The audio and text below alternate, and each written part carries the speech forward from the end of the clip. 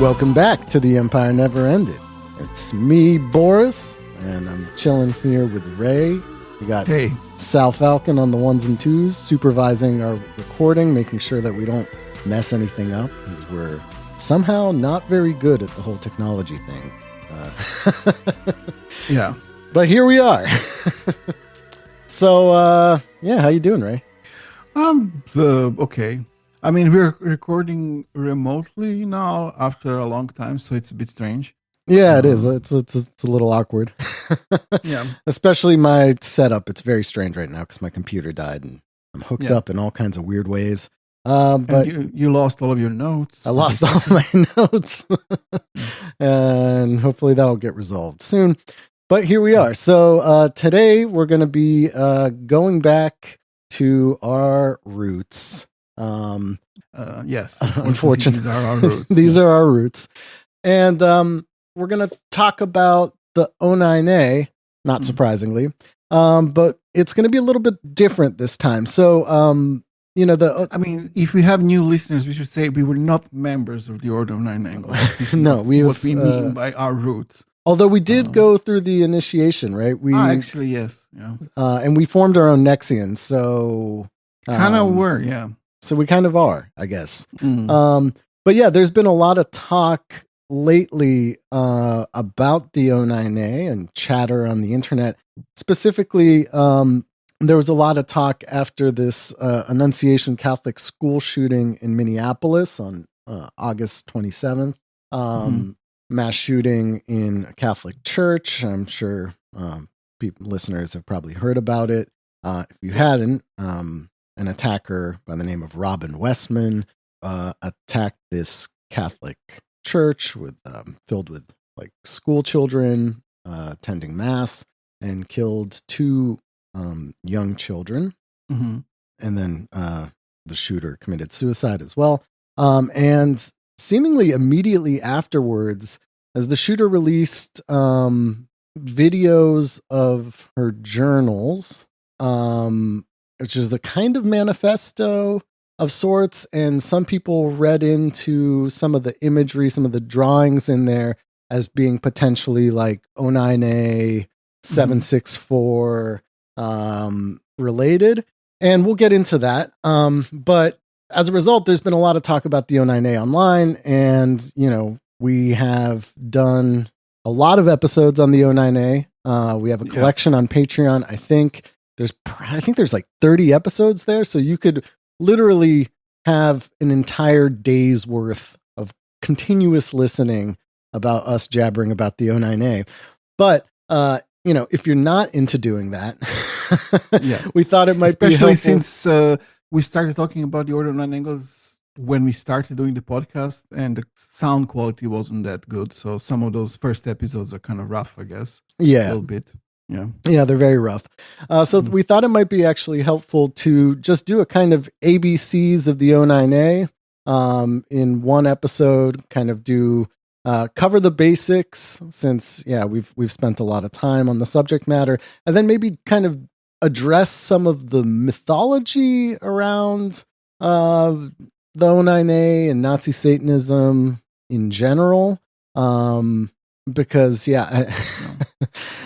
I think there's a lot of people believe the hype. I think we generally on the Empire Never Ended, when we talk about Nazis and fascists and nationalists, we try to not portray them in the way they would like to be portrayed. Not only because it's that's what they would like to, because it contributes to the hype they create, because it's also not really an accurate way to portray them.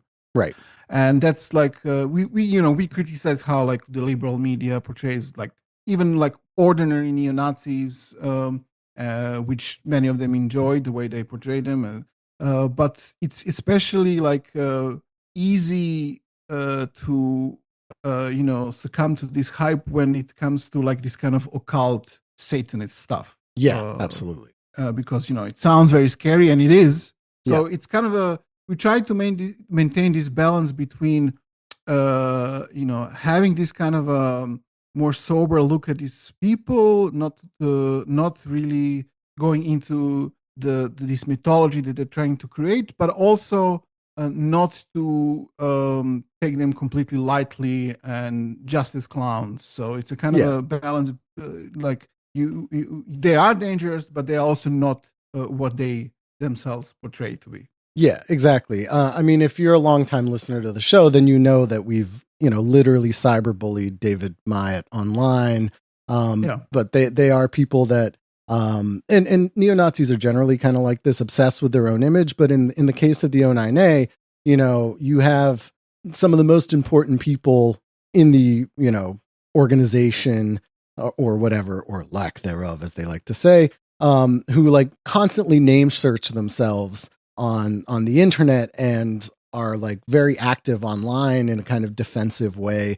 And that includes like, people like Temple of Blood's Joshua Caleb Sutter and all these people. They're very much out there and kind of accessible in a really funny way.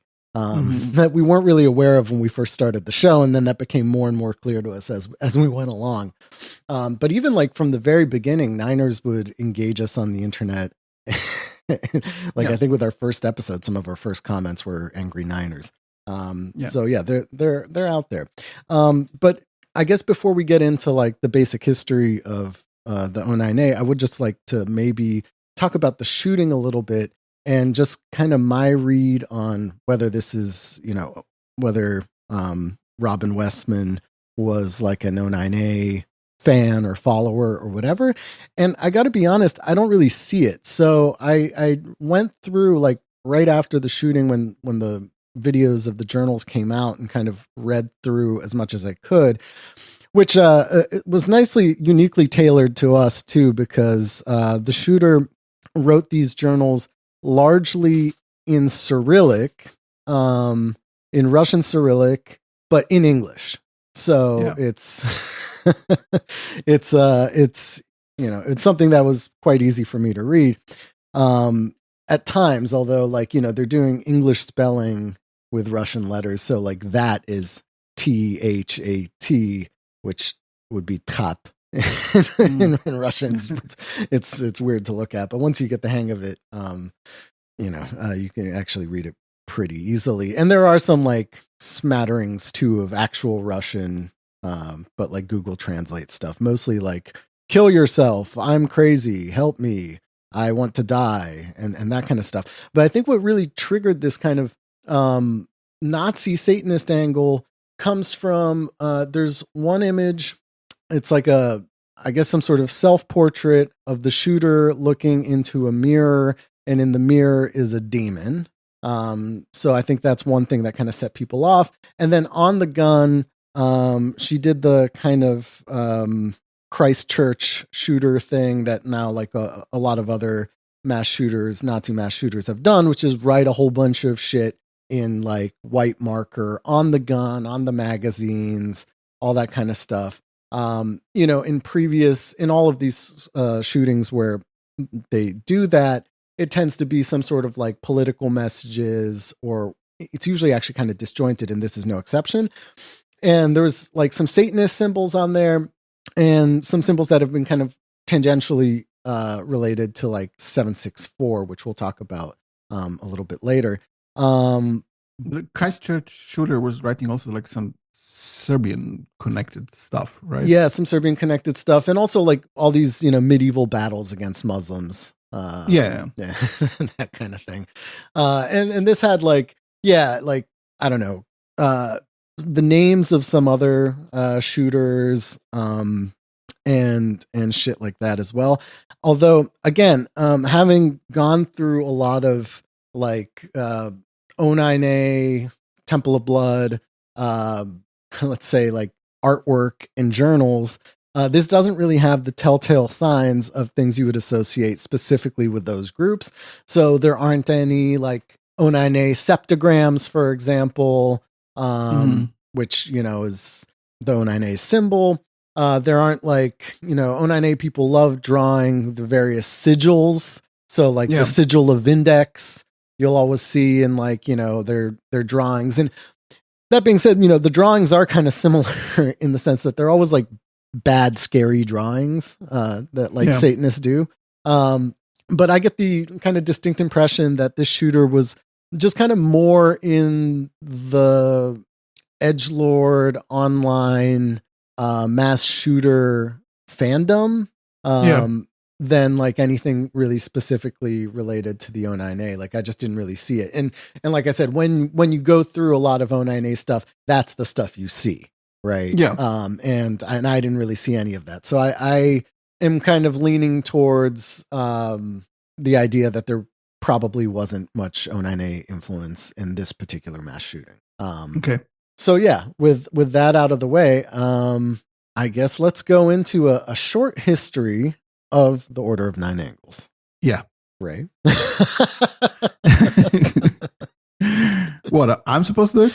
Oh, you're so good at it. Come on.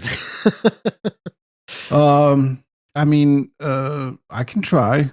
I guess you have some idea also, like about what you want to say about this and some kind of structure, or yeah. I mean, let's go into the original O9A first, then we can talk about Temple of Blood.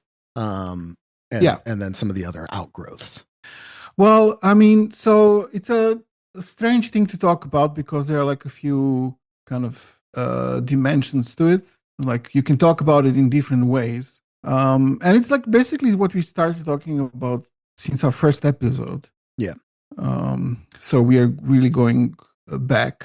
So there, it's really, you cannot talk about it without talking about it, this strange British guy called David Myatt. Yeah.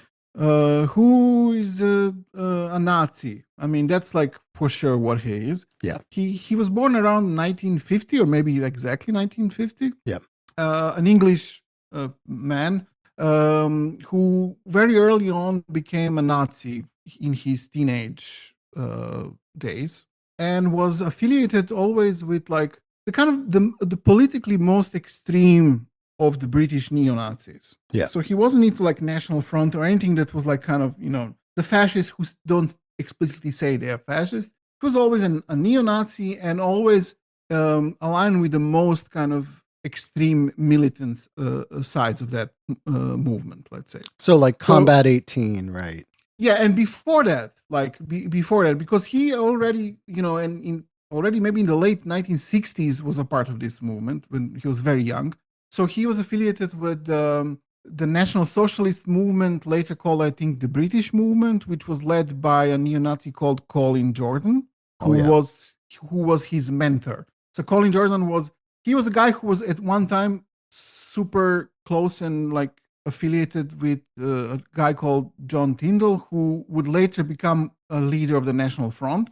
Mm-hmm. So Tyndall was, in the beginning like this kind of a open neo-Nazi, and then went into this other kind of fascism that tries to get away from explicit Nazi stuff, and had quite a lot of success with the National Front. But Colin Jordan always remained like a proud Nazi, and led this group called first the National Socialist Movement and later on the British Movement, which was a group which the first Nazi skinheads were affiliated with. Yeah.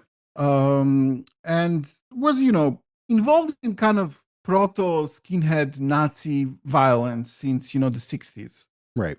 Colin Jordan also had like a older lineage from the pre-war times of British fascism. So even in 1930s, there was a division in British fascism between the British Union of Fascists, led by Oswald Mosley, which was explicitly fascist, but tried to be kind of a respectable organization. Oswald Mosley used to be a member of parliament as a member of the Labour Party before he became an open fascist, and was a sir and a part of kind of the upper class and so on. But then there was a kind of a more crude side to British fascism, led by a guy called Arnold Lees, I think, who was an explicit Nazi who called Mosley's style of British fascism kosher fascism. Mosley was too Jewish for him, right? And he was friends with the guy who published Der Stürmer, like the most crude Nazi anti-Semitic newspaper of the 1930s. Yeah. So this Lees guy was the mentor of Colin Jordan, and Colin Jordan like inherited Lee's house even, which he named Arnold Lee's house, which was kind of the headquarters of the British movement. So, Lee's the mentor of Colin Jordan, Colin Jordan, the mentor of David Myatt. Right. So it's quite a lineage there. Yeah. And so there was a kind of a paramilitary side to these groups. Like even in the days when Jordan and Tyndall were still friends, they were arrested as members of a neo-Nazi paramilitary called Spearhead, I think. Which is after, and when Tyndall was in prison for this is when Colin Jordan actually started an affair with Tyndall's lover. The classic story, yeah. Yeah, and married her. She was this French Nazi woman. We covered their Nazi wedding. Yeah. If you're a new listener, we have not one, but I think couple or 3 episodes of Nazi weddings. It's a thing. They tend to be kind of funny. Yeah, but Colin Jordan was he was friends with Savitri Devi, the kind of Nazi esoteric Hitlerist pioneer. Yeah, which we should say esoteric Hitlerism. It comes from basically Savitri Devi. And it's this the name speaks for itself. It's an esoteric Hitlerism. They believe it's a kind of mishmash. She was a French woman who lived in India, became kind of like a Hindu and took on the name Savitri Devi. And it's kind of a Western person's interpretation of Hinduism in which Hitler is like an avatar of Vishnu and the like. And they worship Hitler. Yeah. And Jordan was also friends with George Lincoln Rockwell, and they had these first neo-Nazi international meetings in England with Rockwell and Savitri Devi and so on. They created the World Union of National Socialists. Do we know, did Myatt know Savitri Devi personally? Because he was around at this time, no? I don't know about this. He probably, because he's very much into self-mythologizing, he would probably mention it if there was something there. It's never mentioned.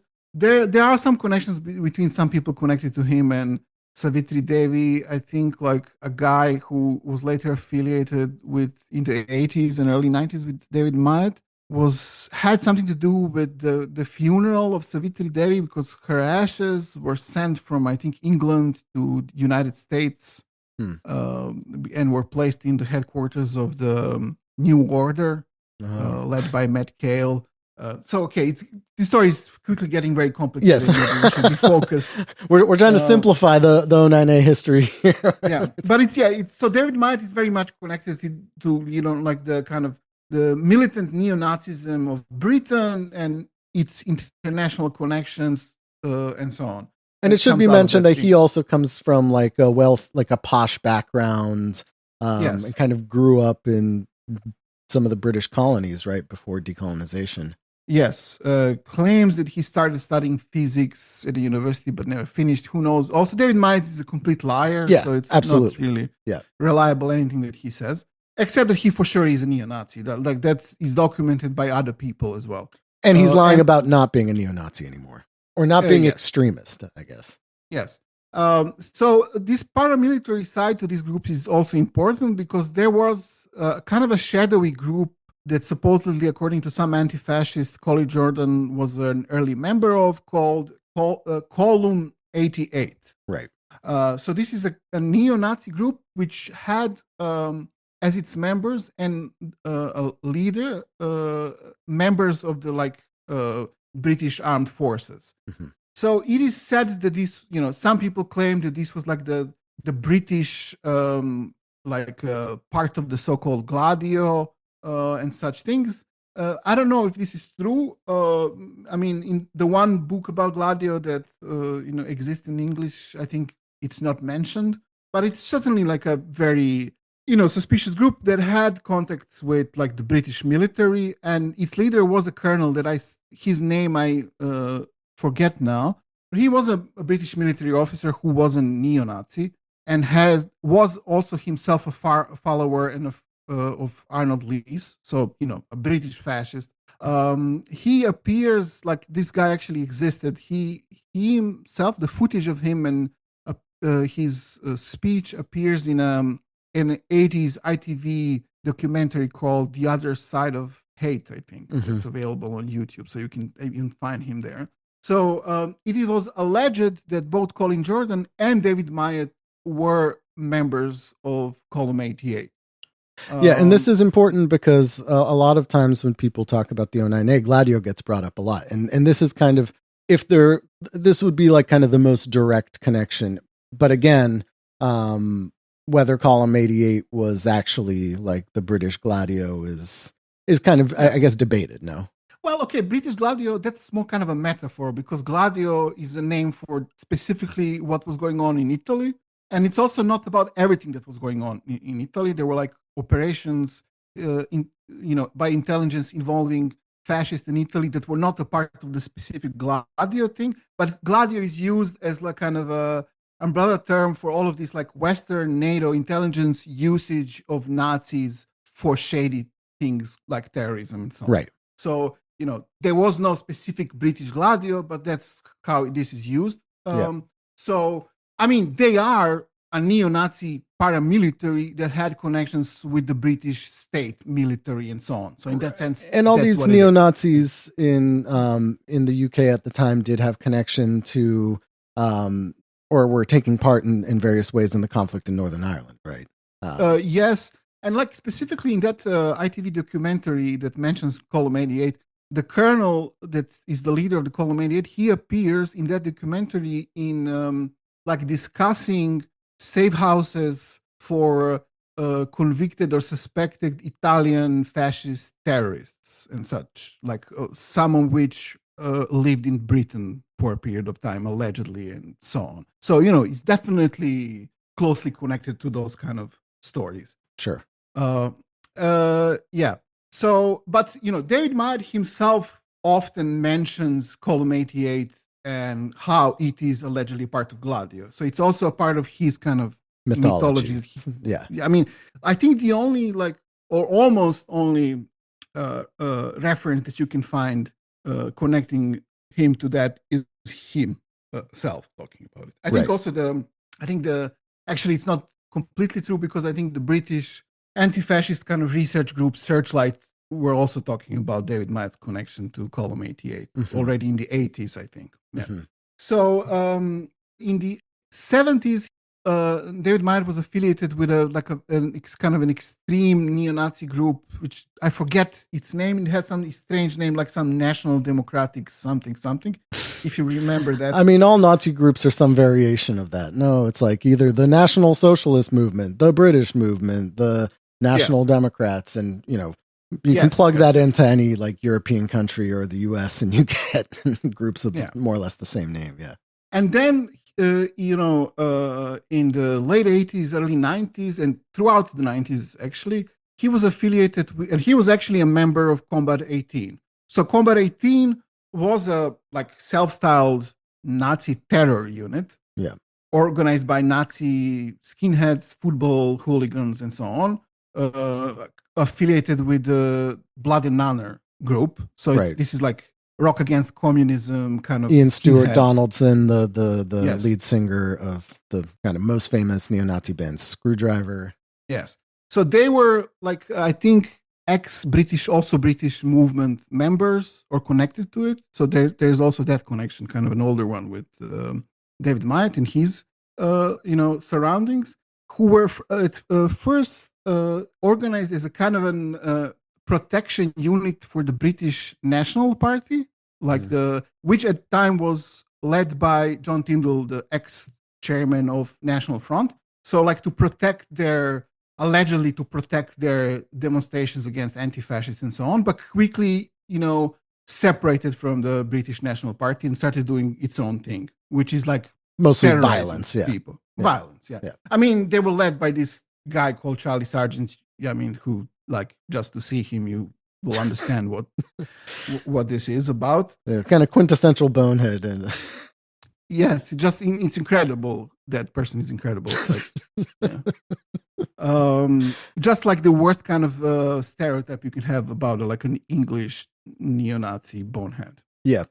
But yeah, so I mean, Myatt kind of stands out, even though he's part of these groups, because he's not the quintessential bonehead. He's a nerd, Yes. right? He, in his appearance, has these. He's like a slight guy with like a wispy beard and these little glasses. He looks like a British gentleman or something, and not like Charlie Sargent. Yeah.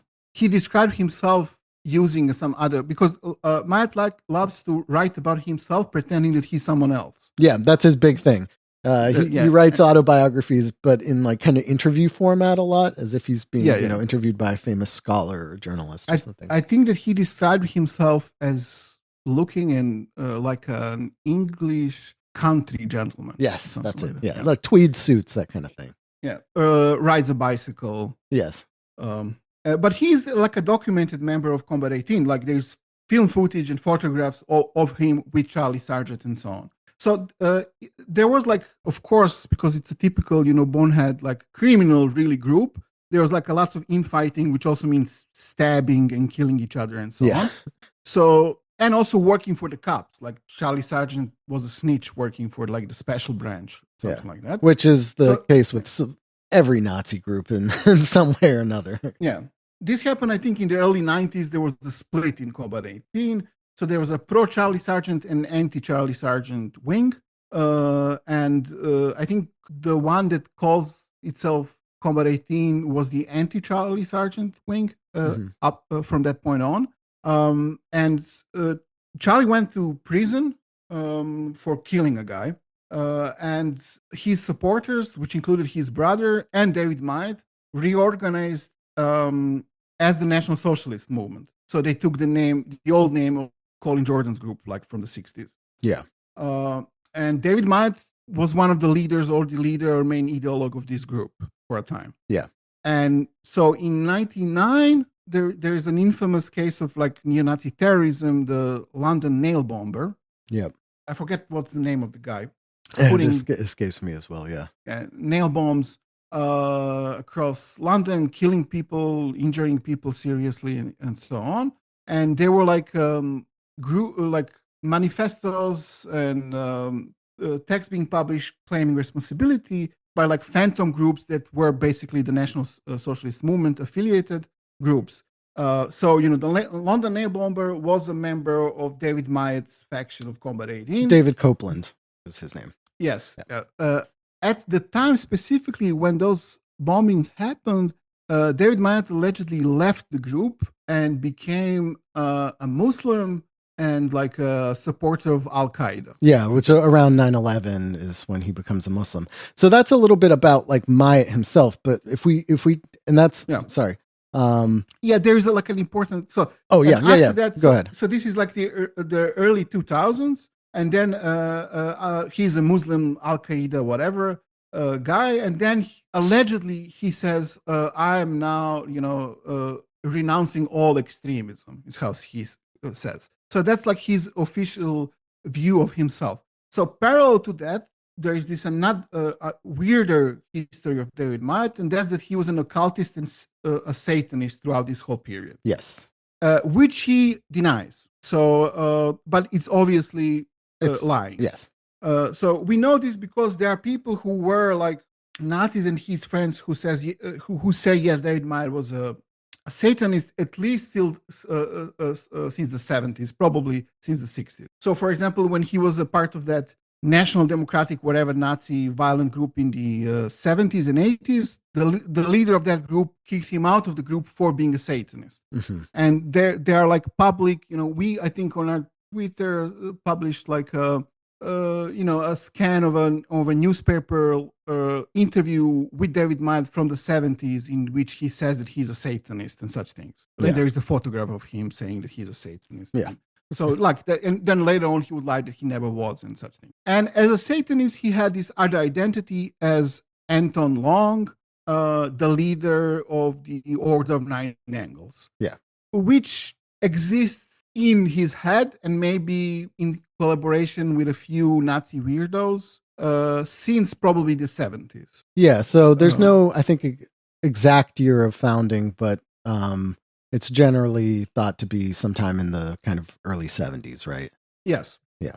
And it's a kind of a very unoriginal mishmash of like occult stuff that he admired. Yeah. It's very obvious. It's like typical occult bullshit, meaning it's like fake, it's in invented histories, which he like quite obviously stole from other occultists. Right, because there's elements of like of Wicca in there, the Temple of Set, Yes. yeah, like And Lovecraft, Church of Satan, Crowley stuff. It's like, so he's called Anton Long, obviously Anton LaVey. right? I mean, very unoriginal fake name. Then, the story of how it was founded is that he met a woman who came from this old, like, British lineage of like occult stuff that's 4,000 years old. 6, I She was a believe. kind she was a witch that kind of initiated him into a coven that existed and so on, and out of this coven the Order of Nine Angles came to be, which is almost exactly the same story that the founder of Wicca, was also a British guy, told, how he was inducted into a old coven, and this is the origin story of Wicca, basically. Right. Then the name of Order Nine Angles, I think it comes from something out of the Temple of Set. So there's like really none of it is original in any way. It's just like Western occult invented bullshit. Yeah, with like, some like additional Trekkie sci-fi stuff for good measure. Yes, yeah, because he's obviously a kind of a fan of Star Trek, although really politically completely different from Star Trek. But he dreams of some kind of a Aryan Nazi galactic imperium, right? Literally. So if we're now like talking a little bit about the belief system, right? Yeah. You have a smattering of like, yeah, what you said, like traditional kind of Western occult stuff, and then they have their own kind of messianic figure in Vindex, which is kind of like a supernatural figure based off of the name, off of a like Gallic general from back in the day. Who was like in a war against the Roman Empire, but somehow, and Vindex then ushers in like National Socialist Galactic Imperium that is there to liberate Aryans from the Magian myth of the Holocaust or whatever. Yeah, it's very crude and very stupid. Like, so because David Myatt is like supposedly this kind of a genius, whatever, mysterious figure. It's very dumb. It's like he lifts the term Magian from Spengler. So there's like this Magian culture, which for him means Jewish, which is the dominant one, and which suppresses the natural kind of potential of the Aryan race to create the Galactic Imperium, but with the lie of the Holocaust. Right. So the fact that they lie about the Holocaust is what prevents Aryans from creating a Galactic Imperium. Right, because so then there's Aryans, a direct correlation between them. Aryans feel like a sense of guilt that kind of makes them submissive to Jewish control or whatever. Yeah, if there was no, the lie of the Holocaust, Aryans would have colonized the universe or something like yes. that. So I mean, it's really that stupid. It is, and I mean, the way I always saw this is that like he was probably into this occult stuff, and that was popular right in the 60s and 70s. And so this is kind of a way of merging his like two hobbies, right? Like the Nazi side and like the occult side, and maybe like was probably hoping that like if it picked up, you could get more Nazis in the occult movement, which there wasn't actually a shortage of, I guess, of weirdo right wingers in occult circles. It's always kind of been true, but I think this was I think he probably viewed it as a vessel to get National Socialism specifically in the kind of world of the occult. Yeah. Although, because he makes a lot of this, since the 90s, he makes this kind of bad WordPress blogs about himself, pretending that it's someone else writing about himself. Yeah. So he also, speculates, was actually the Order of Nine Angles a honeypot operation by the British intelligence and so on. So, so he's himself introduced this idea that maybe it was a deep state honeypot operation or something like that. Right. Because, part of his whole thing, right, the Labyrinthos Mythologicus or whatever that he talks about is purposely to I guess deceive people or lead them down paths and get them thinking kind of conspiratorially about like the Order of Nine Angles, right? It's deliberately there to confuse you. And so one kind of essential thing to understanding what the Order of Nine Angles is that from the start, David Myatt had this idea how, unlike, although he obviously admires the Church of Satan, which he will later deny, and Crowley and whatever, all of those occult things, what separates the Order of Nine Angles from that is that they are openly pro-evil, pro-Satan, and pro murder and evil stuff. The Church of Satan and a lot of those people say, no, actually we are just, kind of an intellectual, atheistic, basically materialistic rejection of Christianity. We don't believe in the literal Satan. We don't do human sacrifices and so on. The Order of Nine Angles, its originality is in that they're so kind of stupid, they actually say, no, we actually are for all of those things. Yeah. We do human sacrifice. We are evil. And so on. Or at least like when you hear them rationalizing it, it's not that they support those things, but they never rule out anything, right?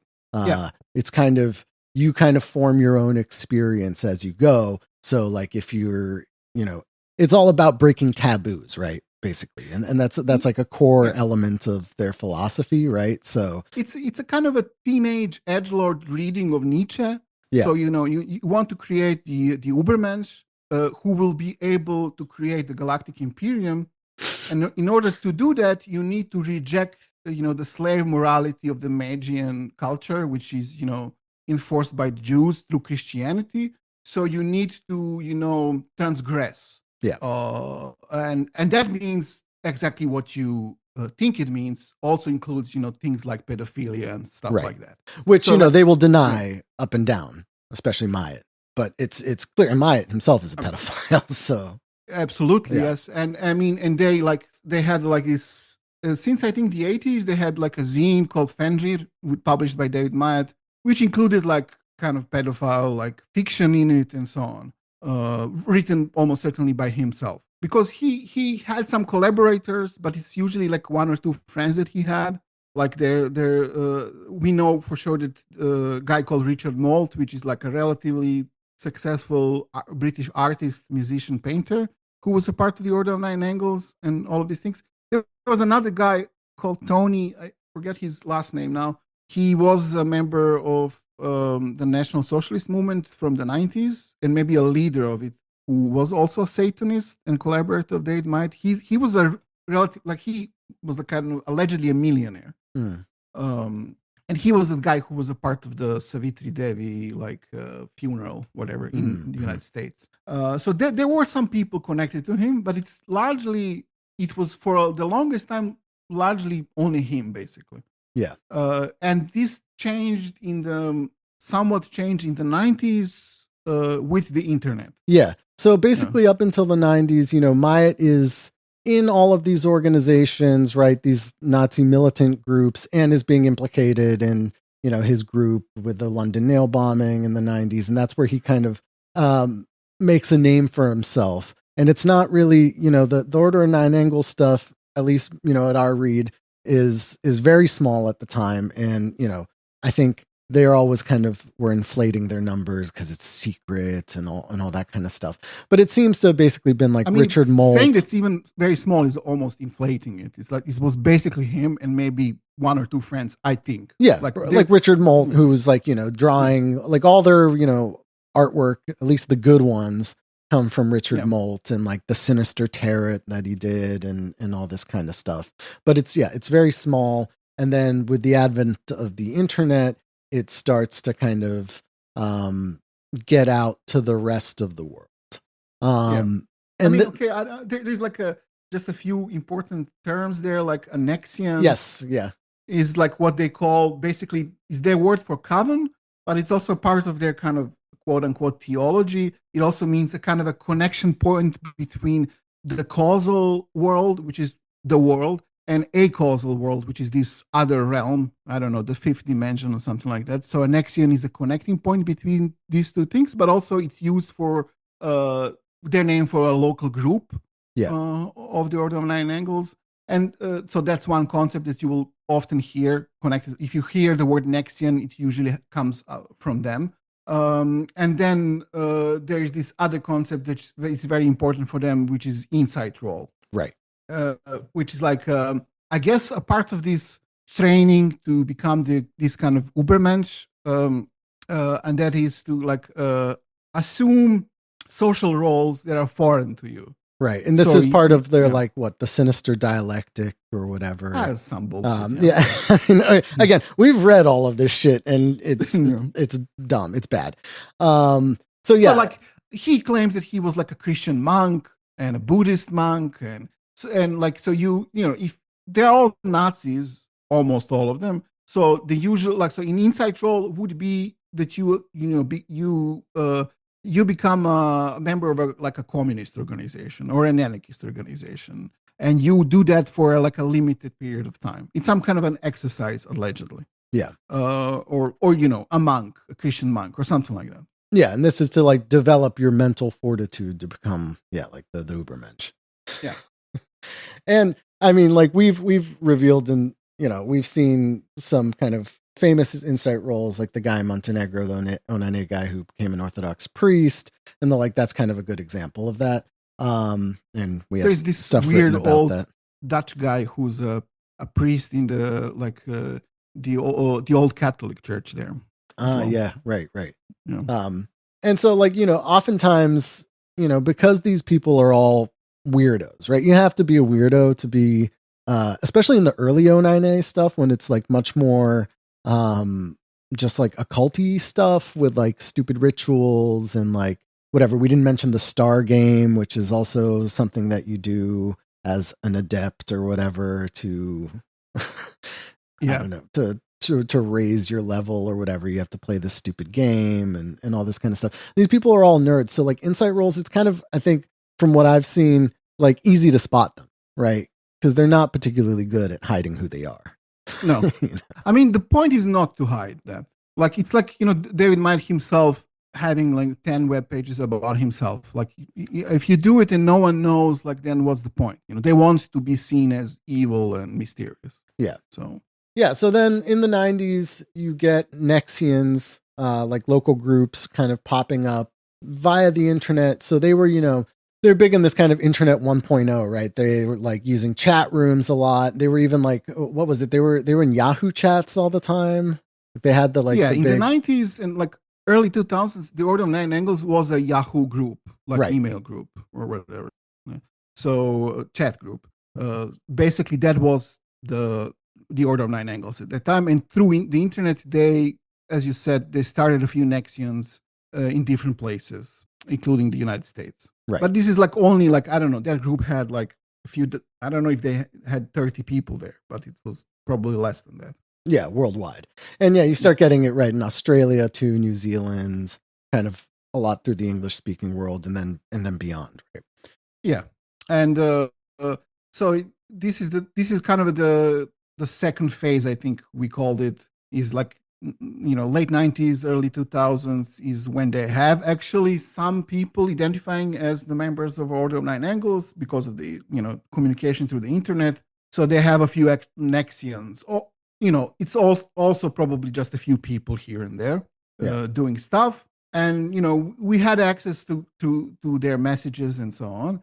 And it was a kind of a funny period of their history. I mean, all of it is kind of funny, but also, we don't want to say that they're not dangerous. These people like killed people and continue to do that. People influenced by them and so on. But it's also kind of pretty pathetic. So there was there were a few Nexians in the United States. One was what was it? It's called White Star. White Star Ascension or something, right? Yeah, something like that. WSA Nexian, headed by Chloe Ortega. And then there was also the Temple of Blood in the United States, which was a Nexian of the Order of Nine Angles in South Carolina, right? Yeah. Headed by Joshua Caleb Sutter. And it should be said just real quick before we get into Temple of Blood, just to address like the organizational structure here, because despite, what they say a lot, that it's completely free form, right? That it's not an organization, it's a decentralized kind of network. That's true to an extent, but also they have they had at least an official publication, right? In Fenrir, which is their magazine or whatever. What was it? Annual magazine or something, which had its editors. They had the outer representative who is like what? The outer head, I think, or outer representative. I think it's outer representative. Yeah. Yeah. That they stole from the OTO, Crowley's OTO. The head of the OTO is called the outer head. So they stole. Yeah. So there's definitely like a structure there, which, maybe got more decentralized as it grew on the internet, but it definitely had like, a kind of central organization to it in some form or another. Yeah. Yes. And then this is like when it was very funny because we saw their communication from that period. I think it was the early 2000s when David Myatt, using other names, because David Myatt pretends that he's a whole Nexian of Order 9 Angles, which he calls the Seven Oxonians or something like that, which is supposedly based in Oxford. It's only him, and he uses a few different names for these 7 fictional people that he made up. Yeah. So he represents himself occasionally as each of these 7 different characters that he created. So, David Myatt, as one or a few of 7 Oxonians, was in that time frustrated because there was some kind of a novel appeared in which the antagonists were the Order of 9 Angles. Someone heard about that thing, and it was inspired to write some fiction in which the Order of some group called Order of 9 Angles will play some part. But David Myatt was frustrated by how much this fictional version of the Order 9 Angles was much cooler and more evil than the real thing, which is this Yahoo group doing nothing. Yahoo group of fucking nerds chatting. Yes. Yeah. And at the time, Gloria Ortega was, the outer representative, and she was blamed for the Order of 9 Angles not being sufficiently cool and evil. And on the other hand, the Temple of Blood was like a more promising group because they embraced the whole evil shit much more, much more. So they became, at that point, because of this reason, the outer representatives of the Order of 9 Angles, and which basically meant, Joshua Sutter and his wife, Gillian Hoy. Right. And we should mention here that, like, for example, Chloe Ortega was based in LA. She's not white. Which again gets into, we can talk about how they see race in a bit too. But these were like basically kids at the time. I think Chloe was probably a teenager. I think that Sutter was like around 20 years old. So this is like pretty young people, right? This is like early, like nerds on the internet reading about shit as kids. So Joshua Sutter, who then becomes a kind of a central person in the International Order of 9 Angles, which is, only a few dozen people worldwide, because he is sufficiently evil, as seen by David Myatt, to, create this image for them that they want to have. And it's all about creating an image. It's creating a brand. This is like, you want to feel cool, by making people think that you are very dangerous and mysterious is the whole idea. Yeah. They were trying to influence at that time, like David Icke, the conspiracy theorist who talks about reptilians. They tried to persuade him that they are reptilian or something like that. Was one of the strategies that, of course, through the internet. This is like the perfect kind of. They're the people in the comment section. Exactly. Like on David Icke's forum in like 2004. You know what I mean? It's just a bunch of Niners being Like those were their like targeted campaigns as like a sinister organization. And so Joshua Sutter has his own Nazi history, although he's very young. So Joshua Caleb Sutter, just again to repeat, is the head of kind of the most influential American Nexian of the Order of Nine Angles that kind of developed into its own thing. Later on.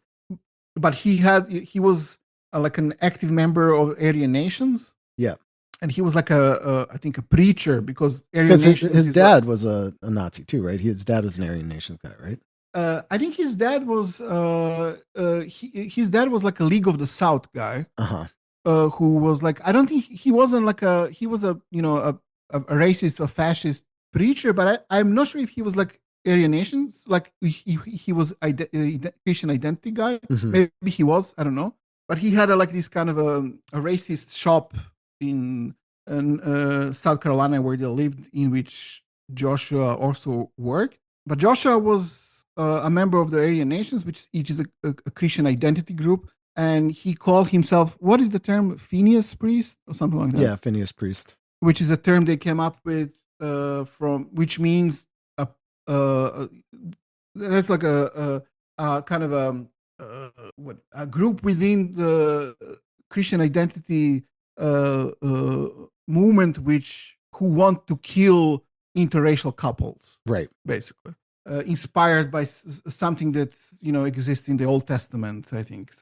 He identified as that, and he was because after Richard Butler, the founder and leader of Aryan Nations, died, they split into some factions, and Joshua Sutter was a part of the faction led by that guy Kreis, was his last name, who was his mentor, who went into prison for molesting his grandchildren or something like that.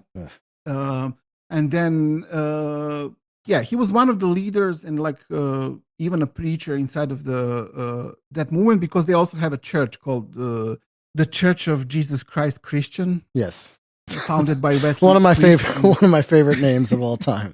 Yeah. So, and then Joshua Sutter went to prison in the early 2000s for buying a gun from a Fed. Yep. And when in prison, he became an informant for the FBI. Yeah. And this is something that was officially revealed right in a couple years ago.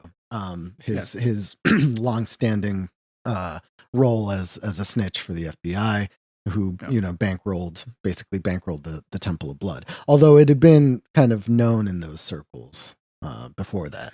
I mean, I think when he was arrested in 2003, people from the Aryan Nations immediately said that, because he was not the only one, because when he was arrested, after that, some other people were arrested, and those people said they were arrested because he snitched on them. Yeah, because they went to prison and he didn't. So that's usually a classic sign. I think he did for some time, but not not very long. Yeah.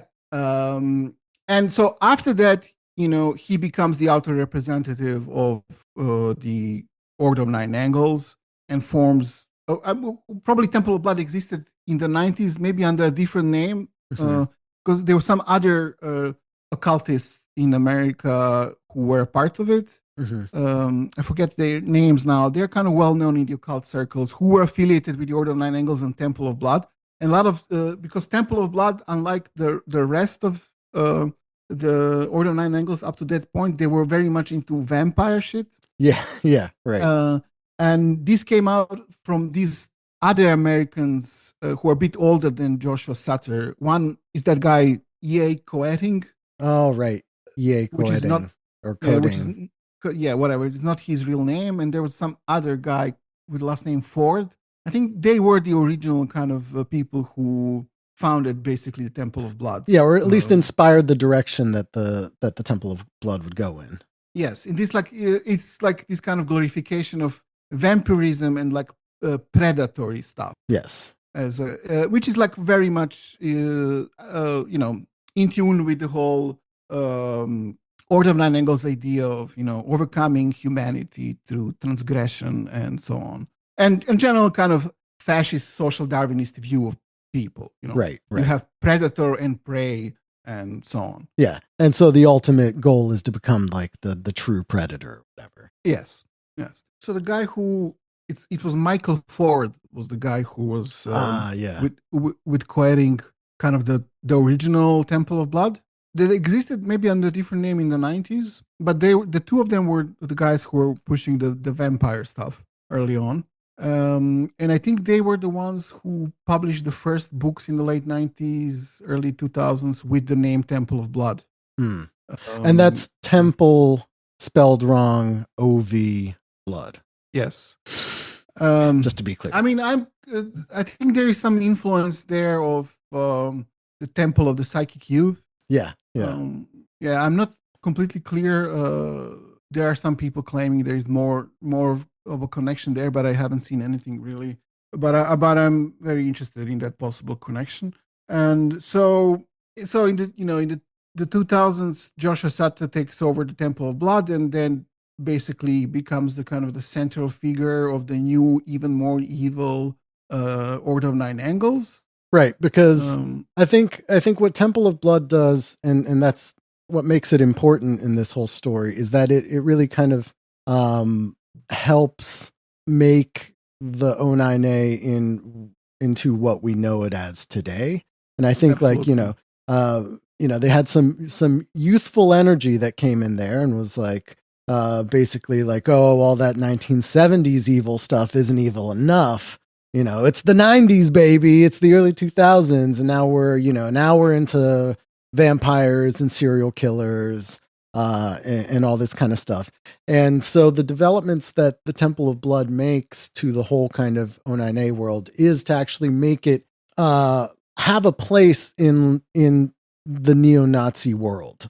Because before this, although, David Myatt himself was important in neo-Nazi circles and in the UK, you couldn't really say that there was like a major O9A presence in the neo-Nazi world. And that's certainly not the case anymore. And this is a development that comes with the Temple of Blood, the American, main American Nexian of the O9A. Yes. I mean, early on, they were starting to do, like, they were doing crazy things that I guess which David Myatt liked. This is why he saw potential in them.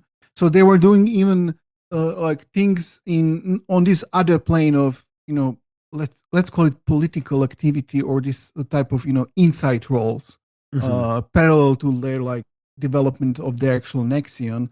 Is like so Joshua Sutter and Gillian Hoy were involved in this whole thing with these kind of pro-North Korea groups in America in the early 2000s that the late journalist Nate Thayer wrote about. Yeah. About that whole ordeal. It's a funny, bizarre story. They started a fake communist group called the Rural People's Party, which was this kind of a pro-North Korea, Jim Jones, pro-Jim Jones. Jim Jones thought. Yes, Pol Pot inspired fake group out of their trailer there in South Carolina, and got involved with other people who were, kind of crazy loner types who were not Satanists, but into that kind of stuff. There was even an alleged attempt to kill one guy in order to take over the American pro-North Korea movement from him. Yeah. It's quite a bizarre story. But parallel to that, they were Temple of Blood. There was also they were close collaborators of another guy we talked about called James Porazzo, who at that time came out of prison, got involved with Joshua Sutter and his activities, pro-North Korea activities. Porazzo was in the 90s a leader of an American neo-Nazi skinhead group called American Front, and then kind of left the scene for some period and came back, and then tried with Joshua Sutter and his new friends to take over American Front again from the boneheads who were the leaders at that point. There was some infighting there, alleged the other people, the other skinheads allegedly tried to kill James Porazzo or to hire American Combat Team people to kill him. There was a whole thing going on there. We talked about that in the American Front episode. Yeah. Porazzo and Hoy and Sutter at that time started their kind of Hare Krishna inspired cult called the new Bihar Mandir, right? Yeah. So they were a part of that as well. New Bihar Mandir, which was like this kind of a weird Hare Krishna Satanist Nazi group thing. that they had. Yeah. But they had connections with the Hare Krishna movement. There are photographs of them, I mean, going there and so on. So that existed as well. Kind of a weird story. And then what is most important for this story is that I think so in 2013, younger people, a new generation of neo-Nazis who are, mostly from through the internet and through the internet forum called Iron Gates, they start a new group. I mean, it's not really a group at that point, but something called Atomwaffen Division. Yeah.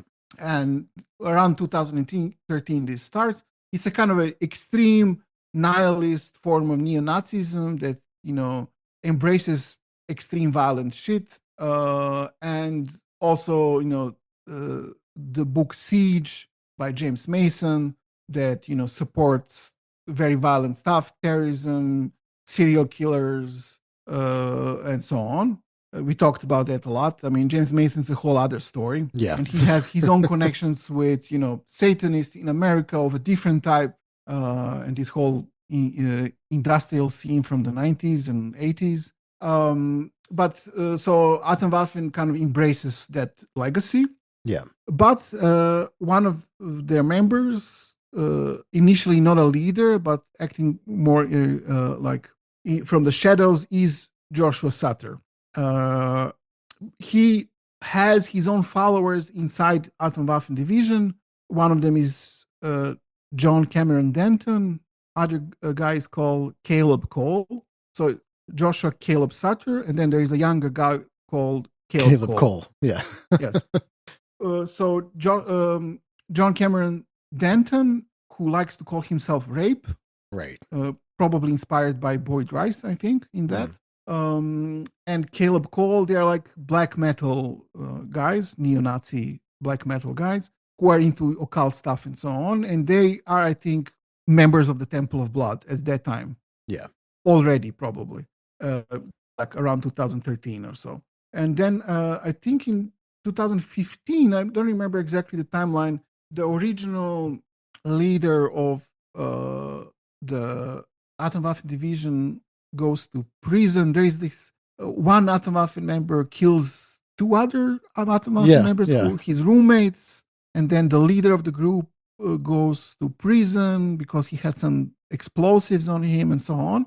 And this is when basically Denton and Caleb Cole, who are members of the Temple of Blood, followers of Joshua Sutter and the whole Order of Nine Angles thing, become the new leaders of the Atomwaffen Division. Right.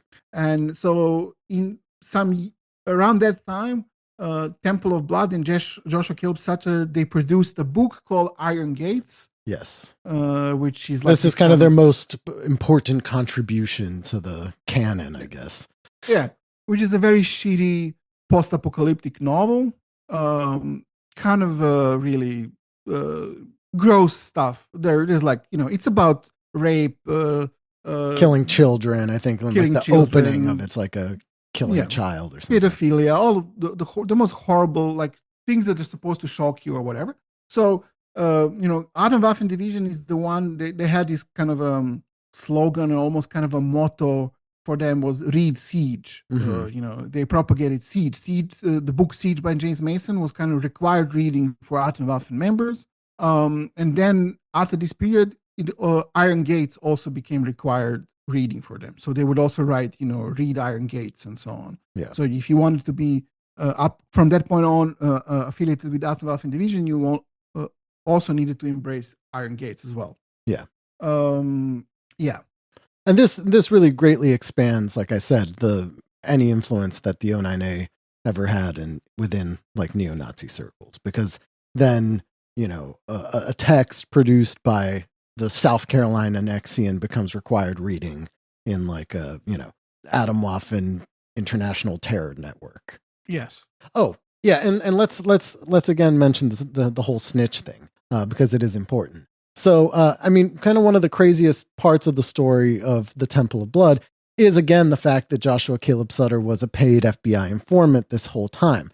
So, what ends up giving the O9A a foothold in the neo-Nazi movement is sponsored directly by the FBI.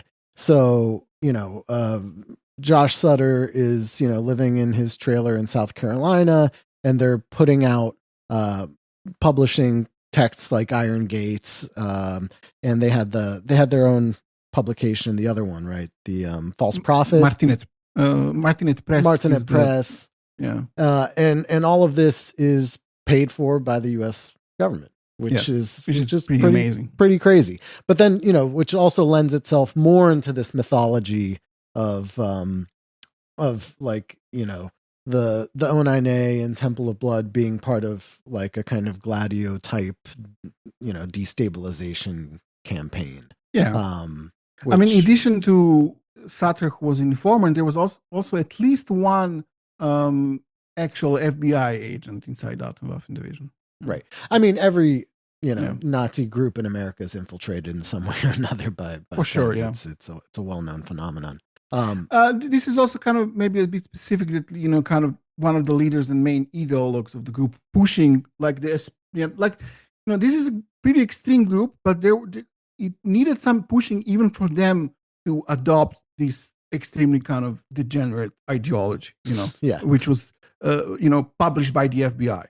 There was some resistance even among Atomwaffen Division people to Iron Gates. Yeah, like it's too much. Yeah, and in part of it's in Iron Gates, right? Is this whole mythology that they promote of being like whatever special agents or something, right? Like they're kind of obsessed with being like affiliated with like the deep state and intelligence and stuff like that. It's like part they of idolize the whole mythology. Yeah, they basically idolize the deep state and like and also like special forces and but also they view them. I mean, kind of like there's this new book about the Fort Bragg cartel and the way that like Seth Harp writes about these operators of JSOC and so on. I think the Temple of Blood people would love. Yeah.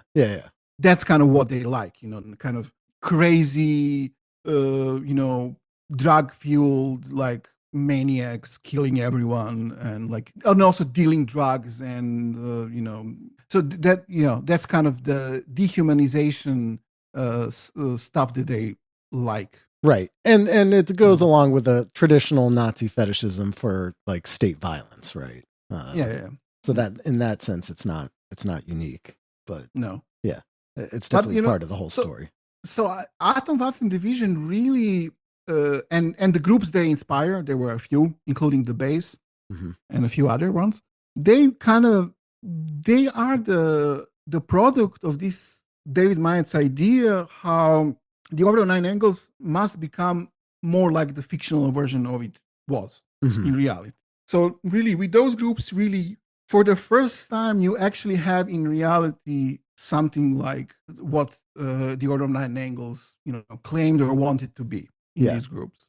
So and this of course creates problem for them because now they have a name, they have some kind of a membership, they do stuff, they do violent stuff, people end up dead, and then after some years they are on a brink of being. I guess the rumor was they will be proclaimed a foreign terrorist organization. Foreign because, as I think Spencer Scheinstein proclaimed, there are no, in America, domestic terrorist organizations. Like you cannot be on a list of something like that, like of a prescribed domestic terrorist organization, but you can be as a foreign terrorist organization. And there was because they spread like through the internet, and there was a Russian affiliate, the Atomwaffen Division Russia. Yeah. And through that, there was some rumor that they will be, designated as a foreign terrorist organization. And because they had this, and they were already in the news, and their members were being arrested and so on. So they were closely affiliated with James Mason, who was a kind of a advisor to them. So they decided to officially disband the organization, which was, there was a video by James Mason saying how they no longer exist. I forget what year was this. Do you remember? No, me too. I was just trying to rack my brain, which has been, so destroyed and riddled by all this stuff that we've read over the years. Sometimes those dates don't stick out for me. So sometime after that, or I also forget this timeline, but around that time, it was also officially confirmed that Joshua Sutter, who up to that point was one of the leaders of Atomwaffen, was an FBI informant for 15 years at that point, or maybe even more. No, I mean, and then this kind of revelation of, Sutter is a snitch. The FBI basically created Temple of Blood, or at least facilitated it, which is, kind of the most grotesque metastasis of the O9A as it developed, did cause kind of a rupture and lots of problems then for the O9A as a whole, right? And you start to see a lot of splintering so if we're talking like pretty recently, right? Within the last 5 years. Yeah. And also their leaders were arrested, like Denton and Caleb Cole. Denton spent a few years in prison. I think he's out now. So there was like a bad time for them. Yeah. And then it was revealed that he's a snitch. And then, as you said, they splintered. So they changed, they officially disbanded, but they reorganized as a National Socialist Order. Started publishing this website, American Futurist. Yeah. And officially purged Satanism and said it was all the fault of the Satanists. Right. But then after some time, they kind of discovered that they're still infiltrated by Satanists. Yeah. They are secret Satanists inside of their tiny group. So they had a split. So in the Nationalist Socialist Order split into the Satanist and non-Satanist factions. Right. The non-Satanist was the National Socialist Revolutionary Front. Something like that, yeah. Which was one that would continue to be affiliated with, I think, James Mason and American Futurist website, and was more now defined by siege stuff and not by Order of Nine Angles. And the ones who wanted to remain Order of Nine Angles affiliated formed a group called the National Socialist Order of Nine Angles. Yes. And their leader is a former anarchist ALF prisoner, Walter Bond. Yeah. Who became a Nazi during... while he was in prison. No. When he's in prison, and after going out of prison, met James Mason. We have photographs of them together and so on.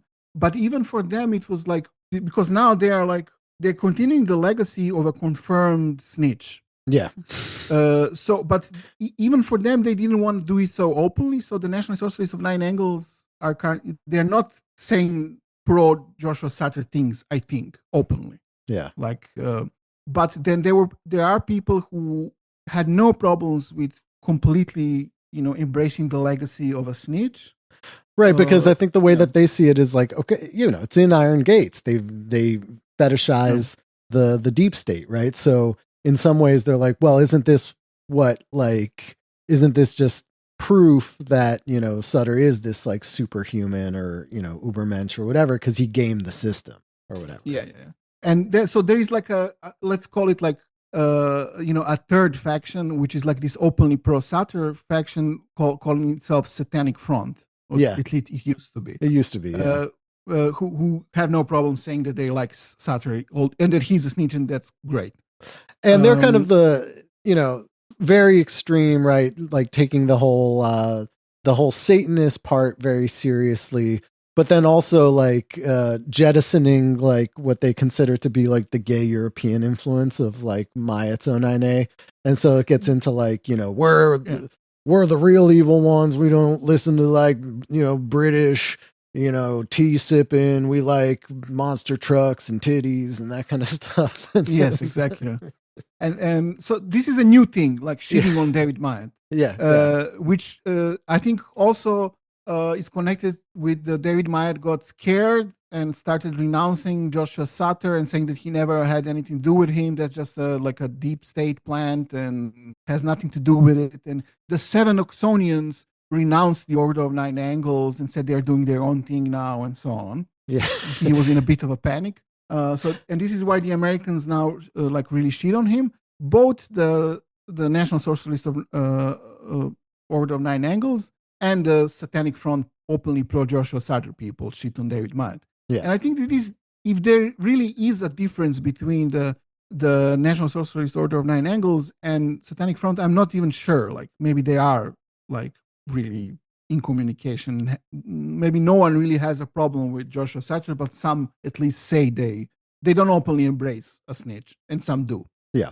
So this cheating on David Myatt is definitely kind of a new development. And then so through these kind of through the Satanic Front development is how you get to newer things like 764. Yeah. Allegedly, there is some connection between, some people at least reported there is some connection between Joshua Sutter and development like 764, which is like even more this kind of really embracing the whole being a piece of shit idea. Yeah, even more so, I think, than Temple of Blood, because 764 is a pretty recent, let's say, network, right? Known for basically online sharing of like child abuse, pedophilia, and like encouraging, kind of preying on like vulnerable, mostly teenagers online, and like blackmailing them into doing like horrible things, including like committing suicide and stuff like that. 764, obviously, we've been saying this for a while. We need to do like just a full episode just on that. But it is, like this kind of child abuse cult that exists online. Some of their kind of leadership has been rounded up in recent years. This guy, Prasan Nepal, and what's his name? He has a funny name, like Cadenhead, Bradley Cadenhead.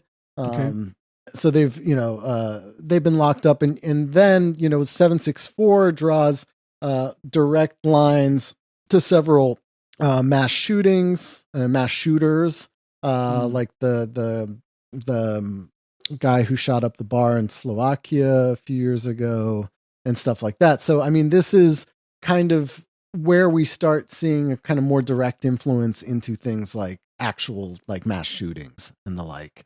But at this, but with 764, it's kind of hard to even, it is O9A inspired. I mean, it develops out of kind of Temple of Blood philosophy. But at that point, it's very, in some ways, different from like the original O9A in like the Myattian sense. No, like they're doing the things that, Myatt thought the O9A should do.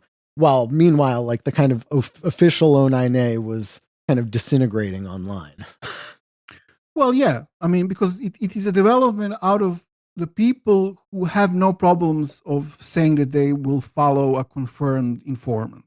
And that they openly embrace things like pedophilia and murder and that kind of thing. Yeah. I mean, they did embrace it even before, but now it's like kind of a even more central thing to them. But I think it's the consequence of being so gone that you can just saying that you have no problems of being, a follower of a guy who gets people arrested, right? Who are like supposedly his comrades in, Atomwaffen Division and so on. So it just, it's kind of a new level of nihilism. Yeah.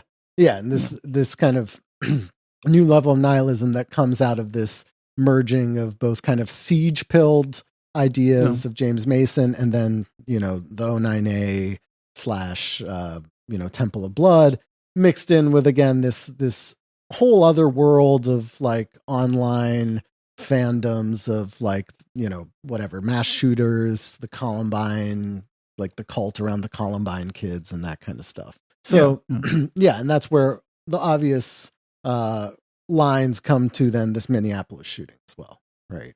Yeah, I guess there is a connection there that's, it becomes this kind of stuff becomes a part of this kind of new forming purely kind of nihilist mass shooter mythology. So it's like doesn't really they reference other mass shooters and whatever they were into. Right. So it can be, supporting the Srebrenica genocide or 764 thing. Like it's whatever completely fucked up people who become mass shooters are into. Yeah. And it should be mentioned also that like the kind of cult around mass shooters and Columbine and stuff is separate from like the O9A. There is overlap. It's, but it's a whole separate fucked up world of like, because, for example, like the whole cult around Columbine existed well before like the O9A had any kind of foothold outside of like, Yahoo chat groups and stuff like that. That started up immediately after like Columbine, right? And the whole like weird. Although these the kind of siege build Atomwaffen inspired Nazis were kind of a big part of the creation of that cult. Right? Absolutely, yeah. But they're not always the same thing. Is what I'm saying. Yeah, it's more likely those people were more inspired by Siege than by the Order of Nine Angles. I think for sure. And that's why I think it's important to kind of address these things too, because it's a lot easier to just be like, well, there's this like terrifying, Nazi Satanist network out there that's, radicalizing the youth and making them do mass shootings. Like when you read some of the kind of more sensationalist articles about that, it's like that the O9A is out there, like, seeking out people and training them to do mass shootings and stuff. And I think that's a bit far-fetched based on our experience. But let's get to the mythology in just a second. I just want to bring it back real quick to Myatt and what's going on with him now. Because if we're talking about like, since, he started it as Anton Long, which he vehemently denies, now, Myatt himself has to very publicly distance himself from all the Temple of Blood stuff because of the risk of, basically going to prison in the UK. Did O9A actually end up getting prescribed? I don't know. That was I think not, but for years there were some talks about that. Yeah. So I mean, Myatt spends a lot of time online, like jumping through hoops to kind of clear his name, even though from the very beginning it's been like this, right? This is so officially, I guess, from what he says and what other longtime O9A people say, is that the O9A has been officially dissolved. Right. Yeah. And now they follow, what is it, the Hebdomian way or whatever of some Myatt's new philosophy. But again, Myatt's been saying for decades that, he rejected extremism. They developed this whole other kind of, let's say, inclusive vision of National Socialism called Reichsvolk. I mean, that whole idea was created because he had one friend in the world, Richard Molt, who wanted to do things with him and who was not always comfortable with being a Nazi. Right. So David Myatt created this whole ideology of how you can be a non-racist Nazi just to keep his friend, I think. Yes. And that idea is that like, there's what National Socialism really strives for is like the liberation of all people from like whatever, the Jewish world system or whatever. And that's how you can get. But that's why, like, the O9A is weird in that sense. And within Nazi circles is that like, they're not all white, for example. I mean, okay, that exists in other Nazi groups as well. But like, Chloe Ortega is of like Cambodian origin. And then like, she writes a lot about like, Aryanism in like ancient Cambodia and stuff like that. That's kind of the more nerdy segment that's still doing. But that's what officially, Myatt says is going on. And that is like, the O9A is no more. And that's bullshit. Everything he says is bullshit. But I mean, to some degree, it never really existed.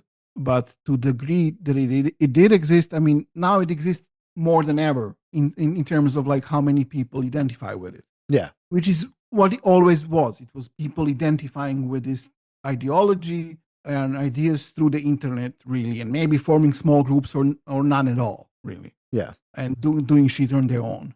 And I think a lot of people, they get caught up in the Satanist aspect of it and not in the Nazi one, or sometimes vice versa.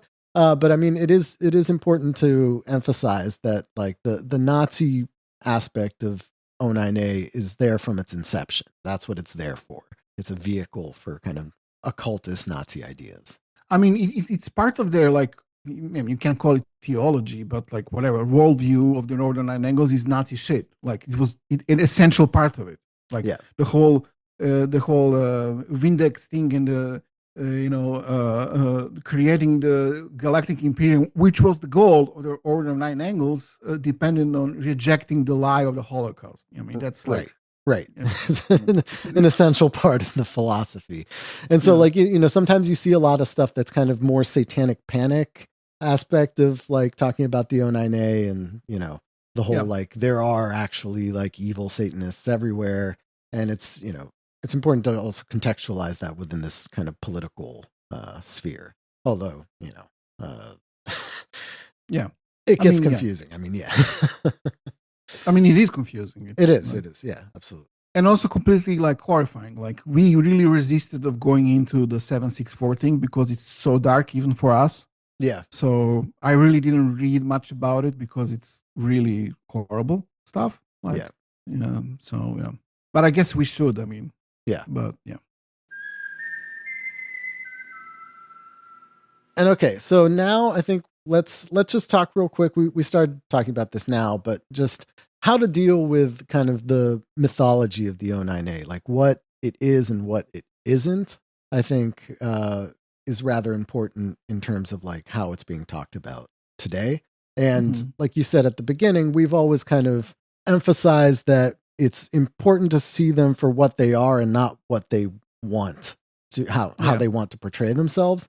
And that's, I think, really something that I will continue to emphasize to anybody who like goes down that rabbit hole, is that like take them seriously in the sense that, anybody that adheres to kind of that type of like nihilistic worldview, where like, anything goes, right, to achieve your goal, whether it's, killing people or pedophilia, rape, that kind of thing, that should be taken seriously.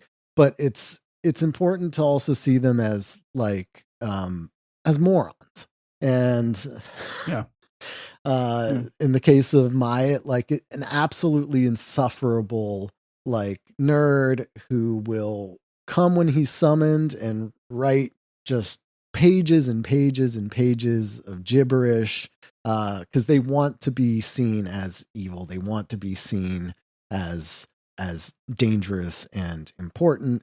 And I think we should not promote their vision of themselves as much as possible. Yes. I mean, for sure. That goes both ways. Like when they were saying that they were much more than they were, like in the 90s. And now when they might says that they don't exist at all, like both things are untrue. Yeah. But I mean, the one thing that is for sure is that they're not like intellectually like interesting. They're not like thinkers or writers or something like that. There are no like ideas there to be explored or something like that. I think they're just kind of a symptom of a very fucked up society that we live in, and which doesn't mean they are not important. They are not contributing in a very bad way to it. But I think that unfortunately, like things are so bad that we would have school shooters if they never existed. Right. But for sure, maybe we have more now because they exist or they contribute in bad ways. Like especially if they directly some of the people inspired by what, if you can call it inspired, but who have some connection with these ideas or like whatever you want to call them. If they use that in order to directly speak to children over the internet and so on. Of course, this is very dangerous, and it must be seen for what it is, and we might fight against it. But ultimately, I don't think they are the reason, the original kind of the originators of why we have such phenomena as school shooters or mass shooters and so on. They contribute to that, and for this reason, they are dangerous. But yeah, and I'm also kind of hesitant to attribute like the O9A to being like some sort of really like nefarious like deep state like plot for instability or whatever, even though you have these kind of clear connections to the state in the sense of like Sutter and the FBI. But again, that's true with most Nazi organizations in the US. And one can argue, of course, Nazis always play a role for the state in some way or another. But I mean, it's possible that the state is doing wacky shit, but it's usually not what they say it is. It's like, and exactly as you said. So there are like, if you want to talk about the deep state and intelligence, okay, there are connections there. I mean, Sutter worked for many years for the FBI. David Myatt was quite possibly a part of the Column 88, which was connected to the British Army. So connections do exist in both cases because they were Nazis, as you said. And but, so yes. many other Nazis were a part of that who were not Satanic. And I'm kind of hesitant about that too, because they are in some ways incredibly sloppy. Yeah. You know what I mean? Like the fact that you can like bully Myatt online like we did for years, like just like trolling him and stuff like that is not like the sign of a very serious deep state operation too. And even in places, so, we uncovered this longtime O9A person in Montenegro who became a member of the church, Montenegrin Orthodox Church there, and his wife, who, we have pictures of her reading Iron Gates, worked in the Montenegrin like diplomatic corps for a while and was like, involved in politics. Like they're not good at hiding this stuff very well. Like and even though they definitely try, but like when that guy who we uncovered, Nikola Polixic, when he kind of took on the responsibility of being, was he actually the outer representative for that time period in like 2020 of the O9A? Yeah, I think so. Yeah. I mean, it was easy for us to identify. Yeah. I mean, they're not serious people, and the state doesn't treat them as serious people. Like if Joshua Sutter was some important operative for the state, the state wouldn't out him as a snitch. In like that's public knowledge is that he was an informant in court proceedings and so on. Like if he was like some very serious operative for the deep state, he would never be in such a position. Yeah, it's not like those JSOC guys, who like operate with absolute like impunity. You know what I mean? Yeah. These people are like are relatively like sloppy. They're harmful, absolutely. But like it's important to kind of bring them down a notch and not think of them as these like superhuman operators or whatever. Taking, I mean, like, they're very far away from being very, very, very far away from that. You know what I mean? Because, one step there is like after Sutter is like, Satanic Front, who like were just on Facebook and just getting banned because they, kept on posting like horrible pictures and shit like that. You could join like their internal chats easily and see what was going on. They're just like not very good at it. And those are guys who are like literally in their garage being like, I am evil indeed. Like that kind of shit, like fucking, like, developing a whole, like the Sith Lords guys and shit like that. Like so some of this is like straight up clown shit. You know what I mean? Yeah. And it's important to remember that. Yeah, of course. I mean, okay, so I completely agree with you. I also, I just want to say that the state is also not beyond doing the very stupid things. Oh no, absolutely. Like founding, the publication of Iron Gates, for example. They did that. Yeah, so, absolutely. Or like horrible shit. So there was. I think we mentioned that before. We never did an episode. There is that like professor in like Northern Ireland who wrote a book about the deep state in Northern Ireland, the British deep state, creating a kind of a satanic panic there in the 70s, using a murder of a child to say they're like Satanists, doing that in Northern Ireland in order to scare people and so on. So they were like, doing shit like that. It's not impossible, but yeah, I don't think they're. I don't know. It's kind of they're not. It's kind of strange that Joshua Sutter, he idolized Angleton, and the Martinet Press before it was Martinet Press was called Angleton Imprints and so on. So they're obviously fans of that. They would like to be seen as that. Yes, and they're not. Which makes them not that, because if you're that, you are not having a publishing house called Angleton Imprints. Right. Right. Exactly. It's crude fandom. James Jesus Angleton, of course, being the CIA. He was chief of counterintelligence, the CIA in the 50s and 60s. Yeah. He's a name that's like people usually connect with things like Gladio and so on. Right. So yeah. Yeah. When you do Gladio, you don't call it Gladio. Yeah. It's basically like calling, Gladio chapter US or something like that. Yeah. Which is, But maybe one day, this is unrelated, but you've spoken about doing episodes of like some of the like Italian groups that are what the O9A wishes it could be in some ways, like the real crazy. In some ways, yeah. In some ways, I mean, not in good ways. I mean, No. It's never in good ways. No, right? it's not possible to be in good way. Yeah. I mean, it's like you don't want that someone who's more like that in actuality than these people. Yeah. So what do you think? They were like serial killers, like fascist occult serial killers with connections with the deep state Gladio groups in Italy. Yes. Yeah. So you have that to look forward to further down the line. Yes. That's for our old listeners and the new. Yeah. Yeah. And with that, I think this has been like our attempt at summarizing, the basic history of the O9A and its affiliates. If you're an old listener, then this is a little refresh of years of material. And if you're new, there's a lot more where this came from. And unfortunately, I don't think it never ends, right? So we're just never going to stop hearing about the O9A. We're never going to stop seeing those connections in places. But keep a cool head when looking at it. That's all I'll say. Yeah, as much as possible. Because it is maddening. It will drive you crazy. It's horrible shit. Yeah. Yeah. And it is in a way complicated. But in some way, it's not also. I mean, it's complicated if you look at like all the names and different groups that supposedly exist and so on. But it's like, assholes on the internet who then produce like very bad things off the internet. Yes. Well, yeah. Yeah. All right. Well, thanks everybody for listening. And if you're not subscribed, subscribe. And we'll be back at you next week with more stuff. Different stuff, not O9A stuff. All right. See ya. Bye.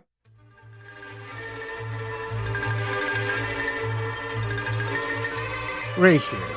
I had a dream, and it was that I won't be working in call centers anymore. And you can help that dream become a reality by going to patreon.com and subscribing. And if you're German, or Austrian, or Anti-Deutsch, whatever you people call yourselves these days, doesn't really matter. The fact is, your grandfather killed my grandfather. He marched down the street in my hometown, renamed the square fucking Adolf Hitler Square. You think I'm kidding? All of this actually happened. And you should feel bad about it. I don't care if you were born in 97 or wherever you were born. This is not normal behavior, okay? You're not normal. I know people from all of the continents, no one thinks you're normal.